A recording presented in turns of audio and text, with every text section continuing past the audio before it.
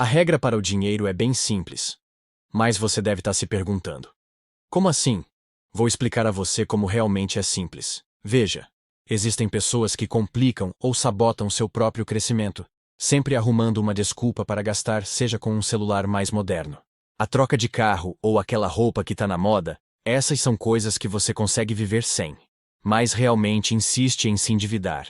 Se você gastar menos do que você ganha. Se fosse apenas para repetir o óbvio, nem valeria a pena assistir ao vídeo, mas a questão vai além. Não é o quanto você ganha que determina sua riqueza, e sim, o quanto você consegue manter. Se você recebe 10 mil e gasta os mesmos 10 mil, não está enriquecendo. Está apenas intermediando o dinheiro, que passa por você sem ficar. É como ser um garçom servindo riqueza aos outros. O dinheiro entra na sua conta e logo sai, indo para o carro, aluguel, parcelas do celular, iFood, cartão de crédito, juros e outras despesas. No fim do mês, você volta à estaca zero. A verdadeira acumulação de riqueza começa quando parte do seu dinheiro fica com você, seja através de investimentos ou negócios. Ou seja, quando você para de viver no limite do seu salário e cria uma margem financeira. O mais interessante é que muitas pessoas acham que quem ganha mais vive melhor, mas nem sempre é verdade. Tem gente que vive tranquila com 3 mil, enquanto outras se afundam em dívidas ganhando 20 mil. O problema não é apenas o que entra, mas também o que sai. Gastar menos do que se ganha é uma habilidade crucial. É o que separa quem só trabalha para pagar contas de quem constrói liberdade financeira. A diferença entre alguém endividado e alguém livre não está no salário, mas no comportamento. Se você acha essa regra óbvia, responda com sinceridade. Você aplica isso na sua vida? Sabe exatamente quanto gasta por mês? Tem uma sobra que investe no seu futuro? Se a resposta for não, talvez o óbvio seja justamente o que você mais precisa. Que tal um desafio? Tente viver com 80% da sua renda por 3 meses. Se é tão óbvio, você consegue, certo? Existe um ponto muito importante e que é de extrema relevância. Você deve olhar para si mesmo. Vou explicar. Você deve se pagar primeiro. Isso mesmo, pague-se primeiro. Muita gente pensa que isso significa separar 10% do salário para investir, mas vai além. Essa regra tem a ver com seu maior ativo, você mesmo. Imagine, você consegue um bom emprego, o salário cobre suas contas e sobra 10%. Você usa 90% para pagar carro, casa, mercado e lazer, e os 10% restantes investe no tesouro direto. O problema é que, após 5 anos, você continua no mesmo cargo, com o mesmo salário, enquanto tudo fica mais caro. O que antes era suficiente agora mal cobre as despesas básicas. Esse é o erro de muitos. Guardam dinheiro, mas esquecem de evoluir. Pagar-se primeiro significa investir em si mesmo, em habilidades, comunicação, produtividade e mentalidade. Se você só investe em ações, renda fixa ou imóveis, mas não melhora como profissional, está estagnado. E quem estagna perde espaço, porque o mercado muda, a tecnologia avança e os concorrentes se renovam. Se você não acompanha, seu salário perde força, e você precisará depender dos investimentos para manter seu padrão de vida. É como estar num barco parado enquanto os outros navegam. O ciclo certo é: invista tempo para ganhar habilidades, use essas habilidades para ganhar mais dinheiro, e use esse dinheiro para ganhar mais tempo e aprender ainda mais. Esse é o caminho real para enriquecer. Defina prioridades. Você pode ter quase tudo, mas não tudo ao mesmo tempo. Cada escolha envolve uma troca. E o dinheiro exige pensamento crítico. Se você valoriza viagens, boa comida ou uma casa melhor, pode ter isso. Mas não tudo junto. Isso vale não só para finanças, mas também para tempo, energia e foco. Concentre-se em ser o melhor no que faz, seja como editor, designer ou cantor. Esse foco pode levar você aos chamados níveis de sorte. O primeiro nível é a sorte burra. Estar no lugar certo na hora certa. O segundo é a sorte do esforço. Quanto mais você trabalha, mais oportunidades aparecem. O terceiro é a sorte por habilidade. Ser tão bom no que faz que atrai oportunidades. Por exemplo, um amigo meu, dono de uma barbearia, é fluente em espanhol e atrai muitos clientes imigrantes por causa disso. O quarto nível é a sorte dos outros, quando pessoas influentes te escolhem para grandes projetos porque reconhecem seu valor. Isso acontece quando você constrói autoridade e credibilidade. Quanto mais você se dedica a algo, mais sorte parece ter. O verdadeiro caminho para a estabilidade financeira começa com um princípio aparentemente simples, mas profundamente transformador quando aplicado com consistência.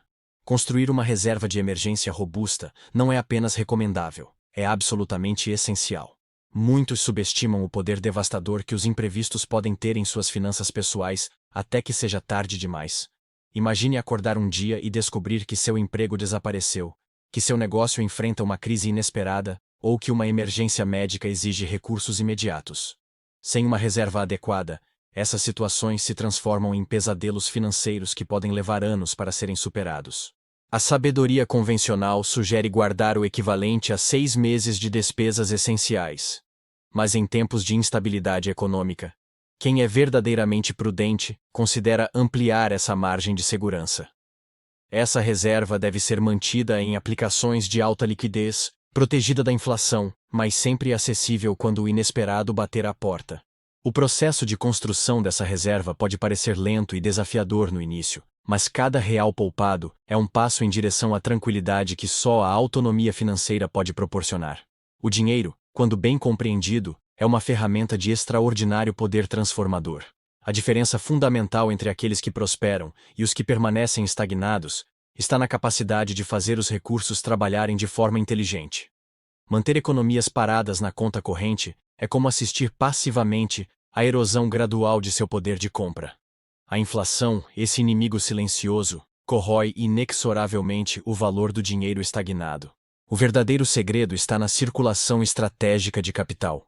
Investir em educação financeira, em habilidades valorizadas pelo mercado, em negócios bem planejados e em ativos que gerem retorno consistente.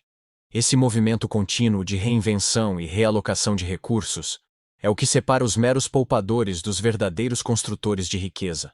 Quando você compreende que cada real pode ser um soldado em seu exército financeiro, trabalhando para conquistar novos territórios de prosperidade, sua relação com o dinheiro se transforma radicalmente. As dívidas, quando analisadas sem preconceitos, revelam-se um dos conceitos mais mal compreendidos no universo das finanças pessoais.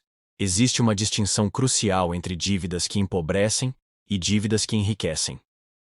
As primeiras são aquelas contraídas para financiar consumo imediato, depreciativo e muitas vezes supérfluo.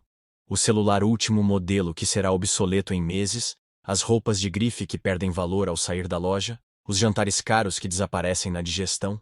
Essas dívidas são como âncoras que arrastam seu potencial financeiro para as profundezas. Por outro lado, as dívidas estratégicas, aquelas usadas para adquirir educação de qualidade, para investir em negócios promissores ou para adquirir ativos que se valorizam com o tempo, podem funcionar como alavancas poderosas. O empréstimo que permite a especialização profissional, o financiamento que viabiliza um empreendimento bem planejado, ou a linha de crédito que possibilita a compra de um imóvel em condições vantajosas, são exemplos de como o crédito, quando usado com sabedoria, pode acelerar exponencialmente o crescimento patrimonial. A avaliação consciente de risco e retorno representa um dos pilares mais sólidos da inteligência financeira. Muitos cometem o erro crasso de confundir especulação com investimento, movidos pelo medo de perder oportunidades ou pela ganância de lucros rápidos. O verdadeiro investidor, no entanto, compreende que o risco não está necessariamente na volatilidade dos mercados, mas na própria ignorância sobre onde está colocando seu dinheiro.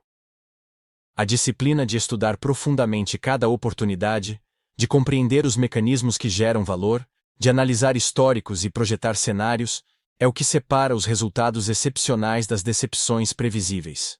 A diversificação inteligente, a paciência estratégica e a capacidade de manter a calma quando outros entram em pânico são habilidades que se desenvolvem com estudo e experiência.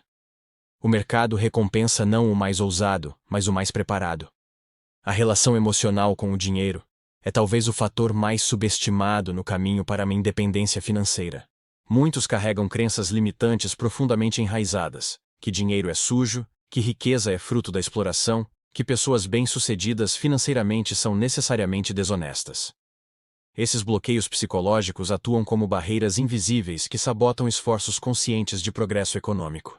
Desconstruir essas narrativas internas é tão importante quanto dominar planilhas e conceitos financeiros. O dinheiro, em sua essência, é neutro, um meio de troca, uma medida de valor. O que lhe dá significado é a forma como é obtido e utilizado. Quando você compreende que prosperidade financeira pode andar de mãos dadas com ética, generosidade e contribuição social, liberta-se de amarras psicológicas que impedem o pleno desenvolvimento de seu potencial econômico. A inflação do estilo de vida é uma armadilha sorrateira que pega até os mais bem-intencionados. À medida que a renda aumenta, surge a tentação quase irresistível de elevar proporcionalmente os gastos. O apartamento maior, o carro mais luxuoso, as escolas mais caras para os filhos, os restaurantes mais sofisticados. Esse fenômeno cria uma ilusão perigosa de progresso, enquanto na realidade mantém a pessoa tão vulnerável financeiramente quanto antes, apenas com um padrão de consumo mais elevado. O antídoto para essa armadilha está no cultivo consciente da simplicidade voluntária. A capacidade de manter um padrão de vida abaixo das possibilidades reais, direcionando a diferença para investimentos que gerem liberdade futura. Isso não significa viver com austeridade mórbida, mas sim, encontrar equilíbrio entre aproveitar o presente e construir o futuro. As pessoas verdadeiramente ricas compreendem que status social é muito menos valioso que autonomia financeira. As conexões que cultivamos ao longo da vida formam uma rede invisível de oportunidades e possibilidades. O ambiente social em que nos movemos exerce influência profunda, ainda que muitas vezes imperceptível, sobre nossas aspirações e conquistas financeiras. Estar cercado por pessoas que pensam pequeno, que veem obstáculos em cada oportunidade, que desacreditam do próprio potencial, é como tentar correr uma maratona com pesos amarrados aos tornozelos.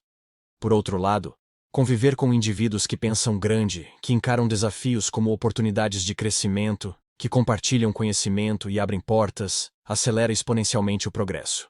Cultivar uma rede de relacionamentos positivos e produtivos não é manipulação ou interesse. É reconhecer que ninguém constrói nada significativo sozinho.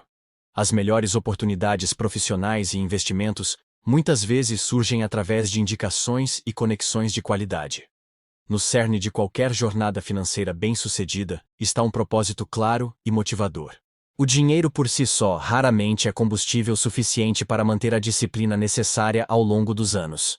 Quando perguntamos por que queremos independência financeira, as respostas mais poderosas raramente giram em torno de posses materiais, mas sim de liberdade de tempo, de oportunidades para a família, de capacidade de contribuir com causas maiores, de segurança, para perseguir paixões, sem a pressão da necessidade imediata.